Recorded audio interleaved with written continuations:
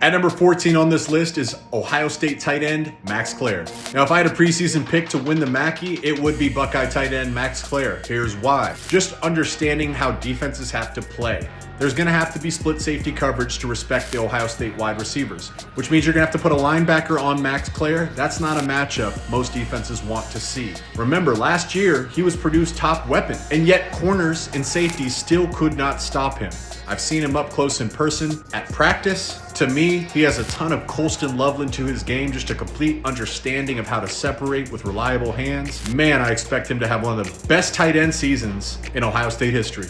Coming in at number 13 in my JB top 20 is Oregon running back Mekhi Hughes. He's another guy that's not getting nearly enough credit, but the career stats and film speak for themselves. Last season, he amassed 15 touchdowns, over 1,400 yards, and trails only Jonah Coleman in career PFF grade.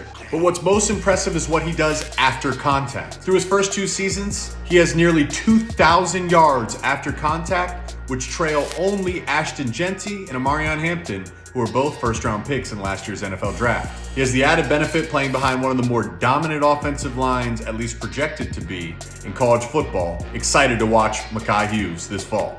At number 12 in my JB top 20 is Illinois edge rusher Gabe Akis. I remember calling his games back when he was a true freshman, and the coaches raved about his wrestling background. In high school, he was an all-state and state champion wrestler, and that ability to play with leverage and conditioning shows up consistently on tape. He's number 4 in returning sacks across the Big Ten with 8 in the 2024 season. But disruptive is the perfect word to describe him. He had 13 TFLs and 3 forced fumbles last season. Now, the Fighting Illini have high expectations going into this year, and if they want to achieve their goals, they'll need to lean heavily on their best defensive lineman, Gabe Akis. At number 11 in my JB top 20 is the anchor of the Hoosiers defense, linebacker Aiden Fisher. This guy knew how to stuff the stat sheet with 118 tackles on the season, including 49 solo tackles. He had 5 games that included double-digit tackle numbers.